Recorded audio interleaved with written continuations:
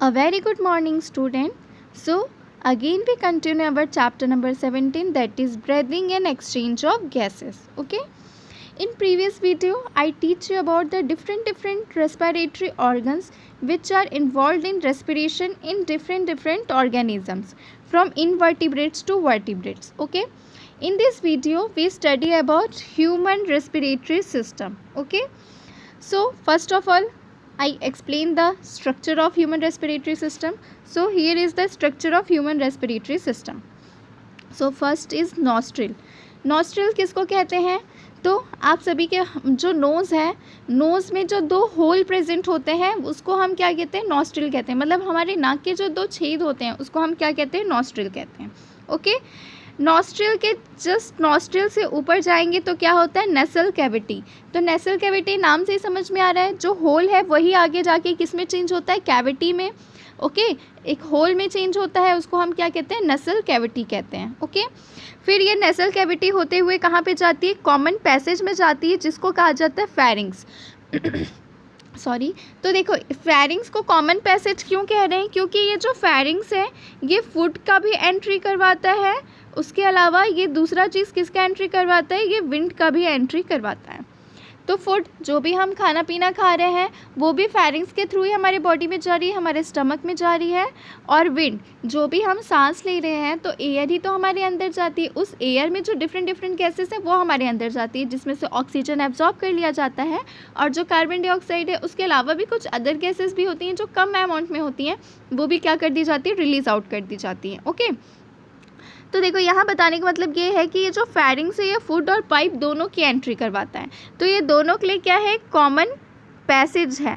Okay. तो याद रखिएगा कि एक कॉमन पैसेज जो कि किसके लिए है? फूड और विंड दोनों के लिए है, उसको हम क्या कहते हैं? फेरिंग्स कहते हैं. देन अब ये पॉसिबल है क्या फूड और विंड दोनों एक ही जगह से जा पाए और हम एकदम नॉर्मल रहें? ऐसा तो नहीं हो सकता. ठीक है ना. तो देखो, फेरिंग्स तो एक पैसेज है, लेकिन फेरिंग्स के अंदर दो पाइप प्रेजेंट होते हैं. ओके. तो एक होता है आपका फूड पाइप और एक होता है आपका विंड पाइप. तो फूड पाइप जो होता है उसको हम क्या कहते हैं? ईसोफेगस कहते हैं. तो ये आप डाइजेस्टिव सिस्टम की स्टडी करते हैं तो आपको पता चलता है. ओके.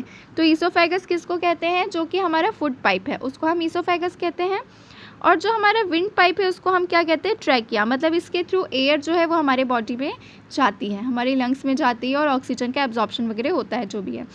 ठीक है. तो ट्रैकिया जो है वो हमारा विंड पाइप है और ईसोफेगस जो है वो हमारा फूड पाइप है.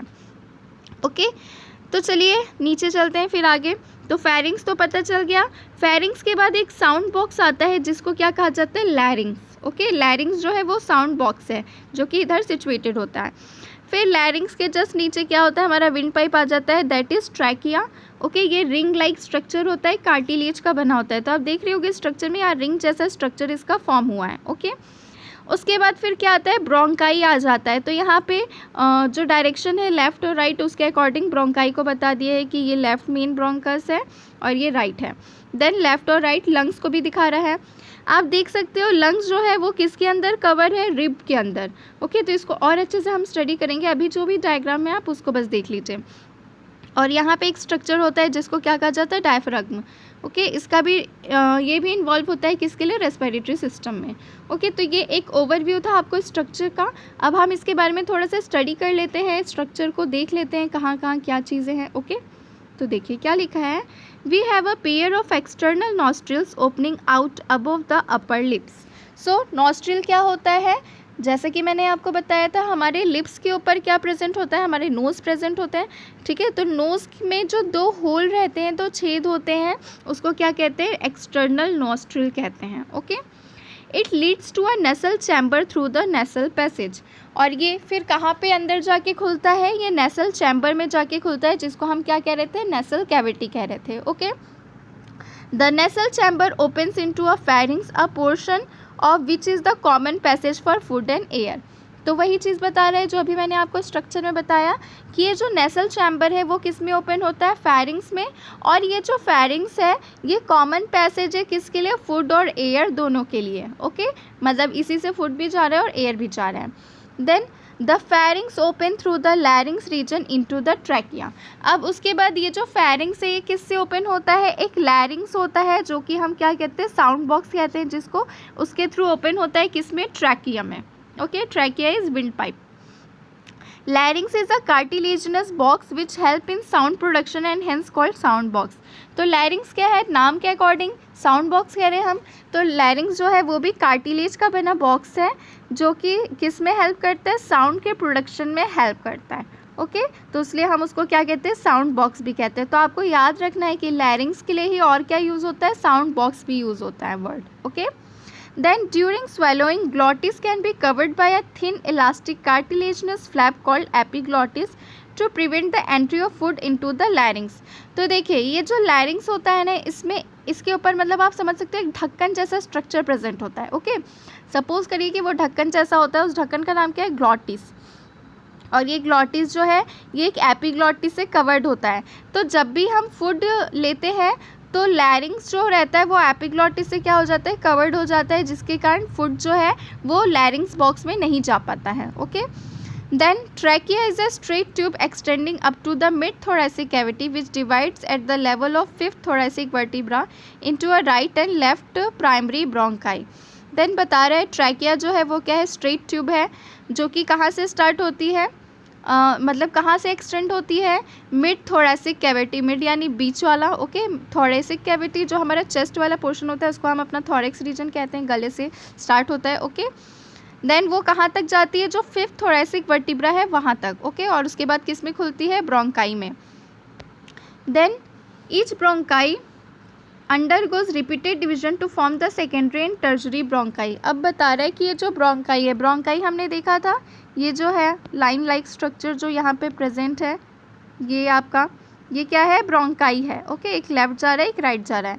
तो ये जो ब्रोंकाई है उसके बारे में ही बता रहे हैं यहाँ पे कि each bronchi undergoes repeated division to form the secondary and tertiary bronchi.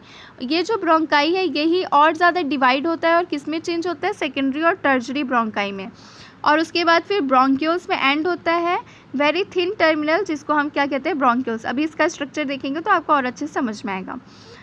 The trachea, primary, secondary and tertiary bronchi and initial bronchioles are supported by incomplete cartilaginous ring। ये किसका बना होता है, ये बनता है एक इनकम्प्लीट कार्टिलेजनस रिंग। कार्टिलेज समझते हो ना आप, कार्टिलेज ऐसा चीज़ होता है जो कि ना ही पूरी तरह से बोन होता है और ना ही मसल होता है। ओके, तो उसको हम क्या कहते हैं, कार्टिलेज कहते हैं। तो देखिए सबसे पहले आपको स्ट्रक्चर दिखा देते हो, फिर इसके आगे का रीड करते हैं तो आपको और अच्छे से समझ में आएगा। तो देखिए यहाँ पे भी आपको स्ट्रक्चर दिख रहा है, स्ट्रक्चर में यहाँ पे आपको एक अलग क्या दिख रहा है, साइनस। तो देखिए नाक के जस्ट इधर पीछे साइड में क्या प्रेजेंट है, साइनस प्रेजेंट है। तो बहुत सारे लोगों को साइनस का भी प्रॉब्लम होता है। साइनस के प्रॉब्लम में क्या होता है, इसको साइनसिटिस भी कहते हैं इस प्रॉब्लम को। साइनस के प्रॉब्लम में ये होता है कि म्यूकस भर जाता है इस रीजन में। साइनस 3-4 जगह पे होती हैं। ओके, तो वहाँ पे क्या होता है, म्यूकस भर जाता है। और जब भी हम कभी डस्ट रीजन में जाते हैं या फिर कोई भी पोल्यूटेड रीजन में जाते हैं, बहुत सारी चीज़ों से क्या हो जाता है, एलर्जी हो जाता है। तो हम लोगों को स्नीजिंग होने लगती है, नाक बहने लगती है। ओके, तो वही सब साइनस के प्रॉब्लम में होता है। खैर अभी उसको मत देखिए, अभी हम फिर क्या देख रहे थे, फेरिंग्स मैंने आपको बताया कॉमन पैसेज, फिर लैरिंग्स बताया था। फेरिंग्स के नीचे क्या होता है, लैरिंग्स होता है जो कि क्या होता है, साउंड बॉक्स होता है। तो देखिए लैरिंग्स के ऊपर ही जस्ट हमको क्या दिखा रहा है, एपिग्लॉटिस। जो मैंने बताया था कि एपिग्लॉटिस जो है वो बंद हो जाता है कब, जैसे ही फूड हम कुछ फूड लिए तो हमारे साउंड बॉक्स के ऊपर एक एपिग्लॉटिस प्रेजेंट होता है, वो क्या हो जाता है, बंद हो जाता है, ताकि फूड जो है वो कहाँ पे ना जा पाए, लैरिंग्स के अंदर ना जा पाए। क्योंकि अगर आपके साउंड बॉक्स के अंदर कोई भी चीज़ चले जाएगी तो क्या होगा, प्रॉब्लम होगा, आवाज़ निकल पाएगी क्या, नहीं निकल पाएगी। Okay, that's why. उसके बाद एपिग्लॉटिस के जस्ट नीचे ट्रैकिया दिख रहा है, ट्रैकिया को ही क्या कहते हैं, विंड पाइप कहते हैं। फिर देखिए ट्रैकिया आपको रिंग लाइक स्ट्रक्चर दिख रहा है, कार्टिलेज का बना होता है। देन ट्रैकिया से होते हुए क्या बन रहा है, ब्रोंकाई में चेंज हो रहा है। ट्रैकिया जो है देखिए ब्रांचेस में वो हो जा रहा है, डिवाइड हो जा रहा है, इसको क्या कहते हैं, ब्रोंकाई कहते हैं। ये जो ब्रोंकाई है, फिर देखो वहाँ क्या लिखा था, प्राइमरी, सेकेंडरी, टर्जरी ब्रोंकाई। ओके, तो ये जो ब्रोंकाई है ये फिर किस में चेंज होता है, ये और भी ज़्यादा ब्रांचेस में चेंज हो रहा है। दिख रहा है आपको यहाँ पे अंदर लंग्स के अंदर बहुत सारे ब्रांचेस दिख रहे हैं हमको। ओके, तो ये और भी डिफरेंट ब्रांचेस में चेंज हो जाता है। तो उसी को हम क्या कह रहे हैं, ब्रोंकियोल कह रहे हैं। ये देखो, ये जो छोटे छोटे ब्रांचेस आपको दिख रहे होंगे, जस्ट अ मिनट, ये जो छोटे छोटे ब्रांचेस दिख रहे हैं ये क्या है, ब्रोंकियोल्स कहलाते हैं। ओके, ये क्या कहलाते हैं, ब्रोंकियल, जिसको एयर वे भी कहते हैं, मतलब हवा के आने का रास्ता है वो ब्रोंकियोल। ठीक है, उसके बाद ब्रोंकियोल से होते हुए एयर कहाँ पे आ जाती है, एल्वियोली में। ये जो ब्रोंकियोल है उसमें छोटे छोटे बलून लाइक स्ट्रक्चर निकले होते हैं, जिसको हम क्या कहते हैं, एल्वियोली कहते हैं, और उसको एयर सैक भी कहा जाता है। एयर सैक इसलिए कहते हैं, सैक लाइक स्ट्रक्चर, हमेशा मैंने बताया सैक लाइक स्ट्रक्चर की बात होती है तो वो कैसा होगा, सर्कुलर होगा, बलून लाइक स्ट्रक्चर होगा। ओके, तो एल्वियोली जो होता है वो बलून लाइक स्ट्रक्चर होता है, और ये जो एल्वियोली होता है लंग्स के अंदर, यही मेन रोल प्ले करता है किसमें, गैसेस का एक्सचेंज करने में। ओके, तो जो गैसेस एक्सचेंज होती है वो कहाँ पे होती है, एल्वियोली में ही होती हैं। ओके, जिसमें ऑक्सीजन का एब्जॉर्प्शन हो जाता है और जो कार्बन डाइऑक्साइड है वो क्या हो जाती है, रिलीज आउट कर दी जाती हैं। तो याद रखिएगा, लाइन वाइज आप जो पार्ट्स हैं उसको याद रखना है आपको। ठीक है, तो मैं आपको एक रे डायग्राम बना के पार्ट्स बता दूंगी। चलिए अब हम डायग्राम में उसमें बुक में रीड कर लेते हैं क्या क्या चीज़ें बताई हैं। अब तो डायग्राम में क्लियर हो गया है। ओके, तो देखिए ब्रोंकियोल्स आप देख लिए, ये जो हमारा ये क्या था, ये ट्रैकिया, जैसे कि रिंग लाइक स्ट्रक्चर, ये क्या है, ट्रैकिया है। ट्रैकिया जो है वो किस में डिवाइड हो रहा है, ब्रोंकियोल में। ब्रोंकियोल नहीं कहेंगे अभी, हम इसको क्या कहेंगे, ब्रोंकाई कहेंगे। ये किस में डिवाइड हो गया, ये डिवाइड हो गया ब्रोंकाई में। ओके, ब्रोंकाई में डिवाइड होने के बाद फिर ये आगे चल के और भी बहुत सारे ब्रांचेस में डिवाइड होता है इस तरह से। ओके, ये बहुत सारे ब्रांचेस में क्या होने लगता है, डिवाइड होने लगता है, तो इसलिए हमको प्राइमरी, सेकेंडरी, टर्शरी ब्रांचेस कहते हैं। और इसके बाद ये जो ब्रांचेस हैं इसमें से सर्कुलर फॉर्म में क्या निकलते हैं, बहुत सारे एल्वियोली जो होते हैं वो निकलते हैं। और ये जो एल्वियोली हैं ये किस में हेल्प करते हैं, ये गैसेस के एक्सचेंज में हेल्प करते हैं। ओके, तो यहाँ पे वही बता रहा है।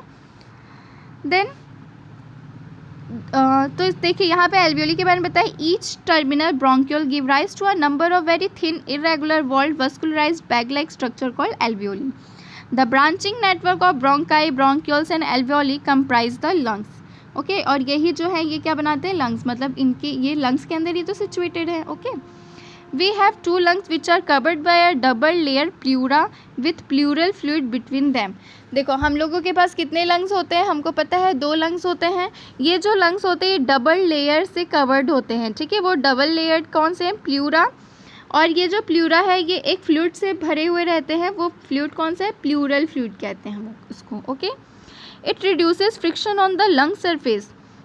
और देखो फ्लूइड क्यों भरा रहता है, क्योंकि फ्लूइड जो है वो फ्रिक्शन होने से रुकता है। फ्रिक्शन यानी रगड़ने से, है ना, कोई भी चीज़ रगड़ाती है तो उससे क्या होगा, पेन होगा। ओके, तो फ्रिक्शन से रोकता है लंग के सरफेस में। ओके, तो इसलिए फ्लूइड भरा रहता है। The outer pleural membrane is in close contact with the thoracic lining where is inner pleural membrane is in contact with the lung surface. तो देखिए यहाँ पे क्या बता रहा है कि जो आउटर प्लूरल मेम्ब्रेन है, देखो मैंने बताया आपको 2 प्लूरल मेम्ब्रेन से क्या होता है, लंग जो है वो कवर्ड रहता है। ओके, तो जो आउटर, तो 2 प्लूरल है तो एक आउटर प्लूरल मेम्ब्रेन होगा और एक क्या हो जाएगा, इनर प्लूरल मेम्ब्रेन। ओके, तो जो आउटर प्लूरल मेम्ब्रेन है वो किसके कांटेक्ट में रहता है, क्लोज कांटेक्ट, थोरेसिक लाइनिंग के क्लोज कांटेक्ट में होता है। और जो इनर प्लूरल मेम्ब्रेन है वो किसके कांटेक्ट में होता है, लंग के सरफेस के कांटेक्ट में। ओके, तो जैसे कि आपका ये यहाँ ऐसे ये समझिए, आपका ये लंग्स बन गया।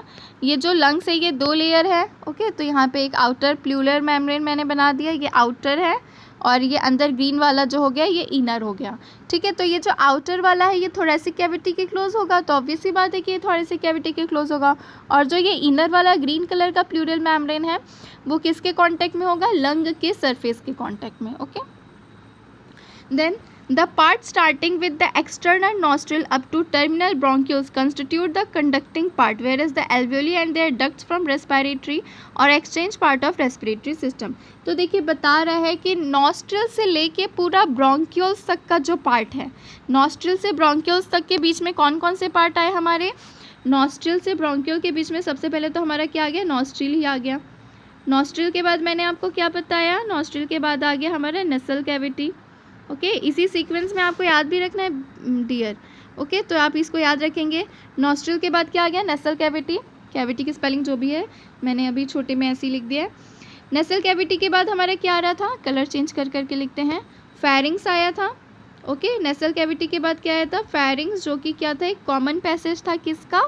फूड और विंड पाइप का। फेरिंग्स के बाद क्या आया था? हमारा लैरिंग्स आया था, जिसको हम और क्या कहते हैं? साउंड बॉक्स भी कहते हैं। लैरिंग्स के बाद फिर आया था हमारा ट्रैकिया, जिसको क्या कहा जाता है? ट्रैकिया को विंड पाइप कहते हैं, जिससे एयर जो है वो अंदर जाती है। ट्रैकिया के बाद आता है हमारा ब्रोंकाई। ओके, ब्रोंकाई जो होता है वो डिफरेंट कैसे? प्राइमरी, सेकेंडरी, टर्जरी, इस टाइप के, क्योंकि वो बहुत सारे ब्रांचेस में क्या हो जाता है? डिवाइड हो जाता है। ओके, वो क्या हो जाता है? बहुत सारे ब्रांचेस में डिवाइड हो जाता है, दैट्स वाई प्राइमरी, सेकेंडरी, टर्जरी। और ब्रोंकाई जो है वो जो एकदम ज़्यादा ब्रांचेस में डिवाइड होता है, तो फिर हम उसको क्या कहते हैं? ब्रोंक्यूल्स कह देते हैं। ओके, क्या कह देते हैं? ब्रोंक्यूल्स कह देते हैं। और फिर यही ब्रोंक्यूल्स जो है ये किस में जाके खुलता है? मतलब ये क्या बनाता है? एक बैग लाइक स्ट्रक्चर बनाता है, जिसको हम क्या कहते हैं? एल्वियोली कहते हैं। ओके, तो ये आप इसमें क्या याद रखना है आपको कि ये जो ब्रोंक्यूल्स और एल्वियोली है, ये किसके अंदर प्रेजेंट होता है? ये प्रेजेंट होता है आपके लंग्स के अंदर। ओके, ये किसके अंदर प्रेजेंट होता है? लंग्स के अंदर।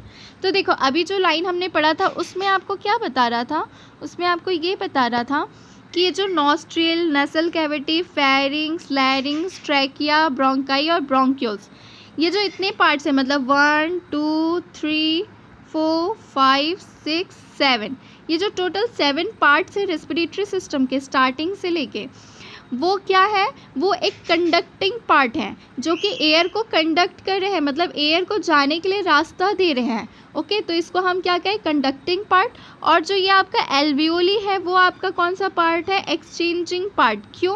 क्योंकि ये गैस के एक्सचेंज में हेल्प कर रहा है। ओके, दैट्स वाई, वही तो लिखा है ना यहाँ लाइन में आपके कि the part starting with external nostril up to the terminal bronchioles constitute the conducting part. ठीक है, तो कंडक्टिंग पार्ट किसके लिए है? ये एयर के लिए कंडक्टिंग पार्ट है। Where is the alveoli and other ducts from respiratory और exchange part of respiratory system. और जो ये एल्वियोली है वो क्या है? एक्सचेंज पार्ट है किसका? रेस्पिरेटरी सिस्टम का। देखो, रेस्पिरेटरी को आप रेस्पिरेटरी सिस्टम भी कह सकते हो, या फिर डिफरेंट प्रोनाउंसिएशन इसका रेस्पिरेटरी सिस्टम भी है, तो आप जो बोलना चाहो आप बोल सकते हो। Okay, then the conducting part transport the atmospheric air to the alveoli, clears it from foreign particles, humidifies and also brings the air to body temperature। फिर बता रहे कि एल्वियोली क्या काम करता है? एल्वियोली जो है एटमॉस्फेरिक एयर को क्लियर करता है, उसमें से फॉरेन पार्टिकल को हटाता है, ह्यूमिडिफाई करता है, और एयर जो बाहर से जो एयर है ये वो अभी ठंडी है ना, तो उसको हमारे बॉडी के टेम्परेचर, हमारा बॉडी टेम्परेचर कितना है? Normal body temperature 37 degree Celsius में क्या कर देता है? चेंज कर देता है। Okay, then exchange part is the site of actual diffusion of O2 and CO2 between blood and atmospheric air. तो जो एक्सचेंज पार्ट है, तो एक्सचेंज पार्ट हमारा कौन था? एक्सचेंज पार्ट था हमारा एल्वियोली, जो कि बैग लाइक स्ट्रक्चर है, या फिर हम इसको बलून लाइक स्ट्रक्चर भी कह सकते हैं। ओके, तो ये जो एल्वियोली है वो कौन सा? एक्चुअल डिफ्यूजन का पार्ट है, मतलब जहाँ ऑक्सीजन और कार्बन डाइऑक्साइड का डिफ्यूजन होता है, तो कैसे हो रहा है? ऑक्सीजन हमारे बॉडी में रह जा रहा है और कार्बन डाइऑक्साइड जो है वो रिलीज आउट कर दिया जा रहा है। ओके, तो ये एक्सचेंज जो है वो मेनली होता कहाँ है? ब्लड में, क्योंकि ये जो एल्वियोली होता है ना, ये जो बलून लाइक स्ट्रक्चर एल्वियोली होता है, इसमें बहुत सारे क्या होते हैं? ब्लड वेसल्स प्रेजेंट होते हैं, और ये ब्लड वेसल्स में ही जाके ब्लड से क्या हो जाता है? ऑक्सीजन का एक्सचेंज, मतलब जो गैसेस है उनका एक्सचेंज होता है। ओके, तो ये आपके पार्ट्स थे, डिफरेंट पार्ट्स किसके? रेस्पिरेटरी सिस्टम के। अब इसके आगे का जो पार्ट है वो मैं आपको नेक्स्ट क्लास में बताऊंगी। ओके, क्योंकि बहुत चीज़ें एक ही बार में बता दूँ तो आपको पढ़ने में भी, क्योंकि आप ये सब चीज़ें अभी स्टडी कर रहे हैं, तो बस आप ये डायग्राम को याद रखिएगा और जो चीज़ें मैंने अभी आपको बताई ये याद रखिएगा। नेक्स्ट क्लास में मैं पहले आपको थोड़ा सा रिवाइज़ करवा दूँगी पार्ट्स को, और उसके बाद फिर मैं आगे की चीज़ें आपको कंटिन्यू करूँगी। Okay, so thank you, have a nice day and keep studying.